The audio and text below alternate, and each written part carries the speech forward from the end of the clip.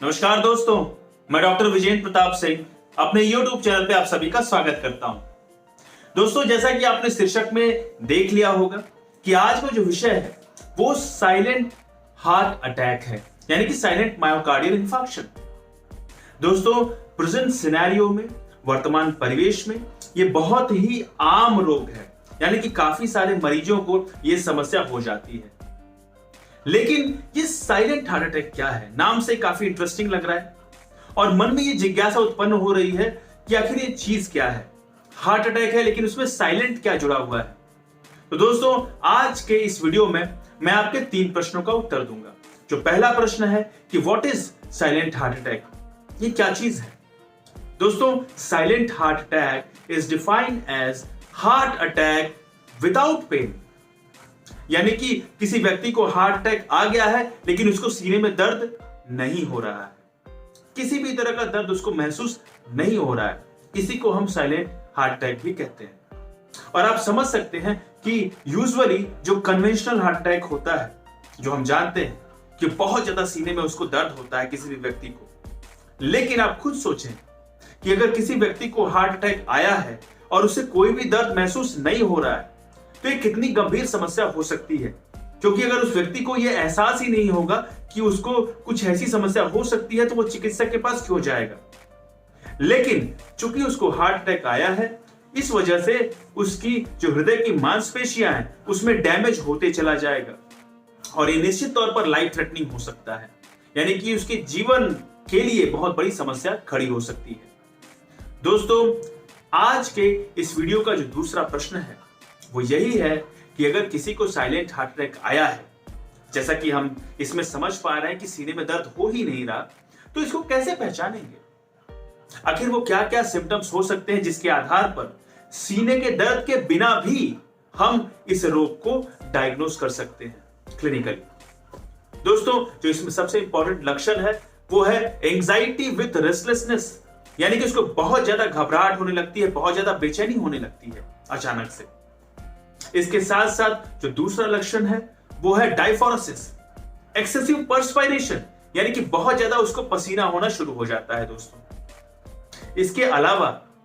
अगर एक व्यक्ति को इन दोनों सिम्टम्स के साथ बहुत ज्यादा वीकनेस लगने लगे, यानी कि शक्ति का क्षय होने लगे,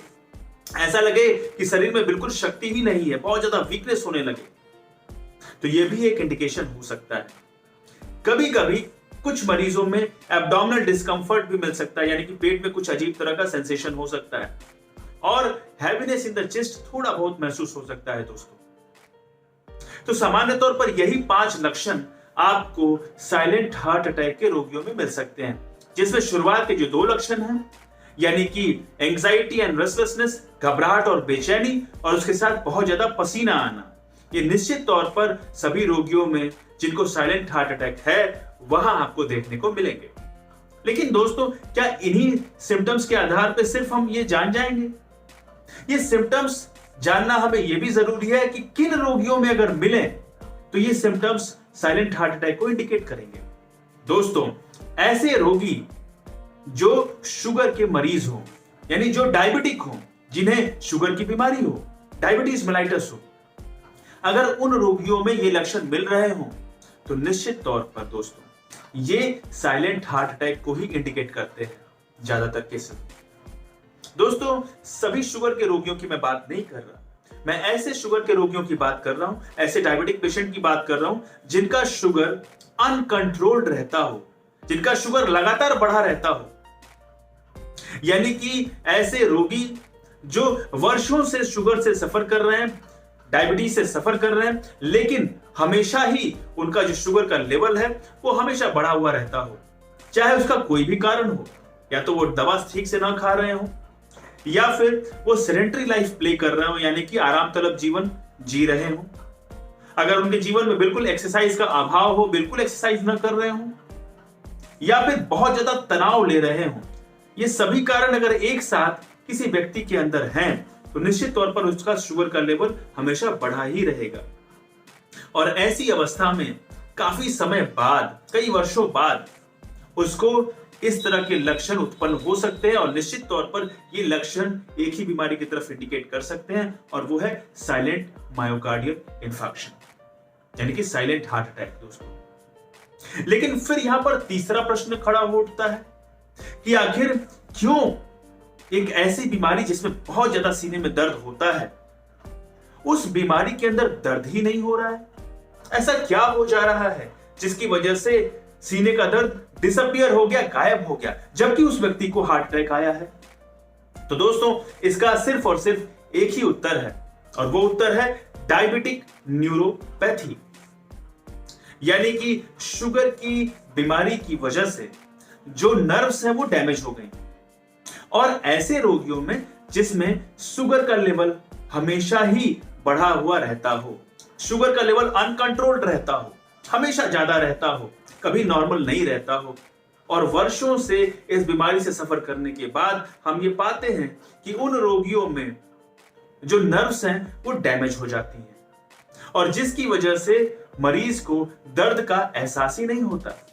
अब आपके मन में एक और प्रश्न आ रहा होगा कि आखिर ऐसा क्या हो जाता है कि नर्व के डैमेज की वजह से सीने का दर्द जो है मालूम ही नहीं पड़ता। दोस्तों ये नर्व्स ही होती हैं जो अलग अलग तरह के सेंसेशन आपको कराती हैं,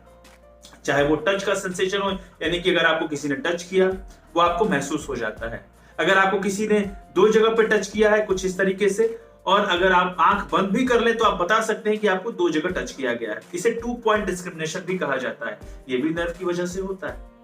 चाहे किसी भी तरह का टेम्परेचर हो, चाहे कोल्ड टेम्परेचर हो या फिर हॉट टेम्परेचर हो, यानी कि अगर आप बर्फ को हाथ में ले ले तो आपको ठंड महसूस होती है, अगर आपका हाथ किसी तवे पर चला जाए जो कि बहुत गर्म हो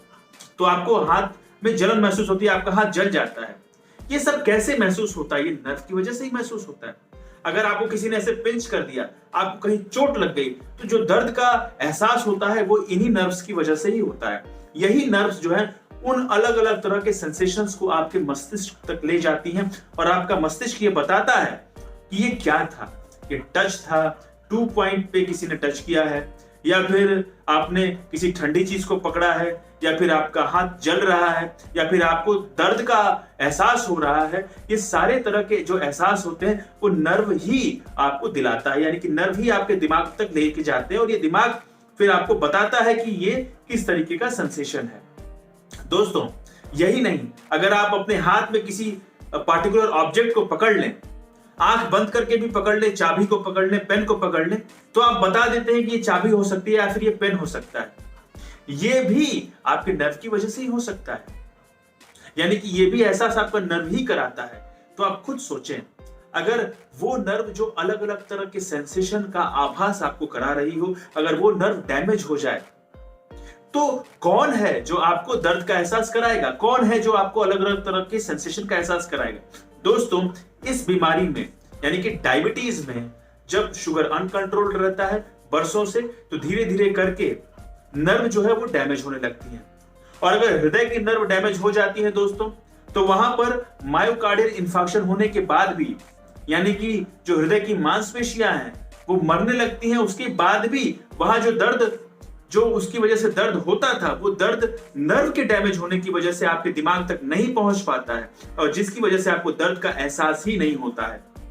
लेकिन इसका मतलब ये नहीं कि आपको हार्ट अटैक नहीं आया है, आपको हार्ट अटैक तो आ ही गया लेकिन आपको दर्द का आभास नहीं हुआ डायबिटिक न्यूरोपैथी की वजह से, यानी कि शुगर के रोगियों में नर्व के डैमेज हो जाने की वजह से दोस्तों। और यही कारण है कि इस तरह के रोगियों में अगर ये लक्षण उत्पन्न हो रहे हैं तो निश्चित तौर पर ये इंडिकेट करते हैं साइलेंट मायोकार्डियल इन्फार्क्शन यानी कि साइलेंट हार्ट अटैक की तरफ। दोस्तों आज के इस वीडियो में आप इतना तो समझ ही गए होंगे कि अगर ये सारे लक्षण किन्हीं डायबिटिक मरीजों में आ रहे हो जिनका शुगर कंट्रोल नहीं रहता हो तो निश्चित तौर पर ये सिम्टम्स साइलेंट मायोकार्डियल इन्फार्क्शन या साइलेंट हार्ट अटैक की तरफ इंडिकेट कर रहे हैं। और वैसी अवस्था में आपको तुरंत चिकित्सीय सलाह लेने की आवश्यकता है क्योंकि शुरुआत के कुछ घंटे हार्ट अटैक में गोल्डन पीरियड माने जाते हैं, यानी कि हम जितनी जल्दी चिकित्सक के पास पहुंचेंगे उतने ही ज्यादा चांसेस होंगे हमारे सर्वाइवल के, उतने ही ज्यादा चांसेस होंगे कि हमारा ट्रीटमेंट बेहतर होगा। दोस्तों थोड़ी सी सावधानी चिकित्सक की जो मेहनत है उसको कम कर सकती है, यानी आप चिकित्सक के लिए और आसानी पैदा कर सकते हैं अगर आप जल्दी चिकित्सक के पास पहुंच जाएं। निश्चित तौर पर आपका जीवन आपके लिए ही नहीं, जबकि आपके परिवार के लिए, इस समाज के लिए बहुत जरूरी है और उसकी आपको बहुत ज्यादा केयर करनी चाहिए। दोस्तों, आज के इस वीडियो से निश्चित तौर पर आपको ये समझ में आ ही गया होगा कि आखिर साइलेंट मायोकार्डियल इंफार्क्शन क्या होता है। दोस्तों, आज के इस वीडियो में बस इतना ही।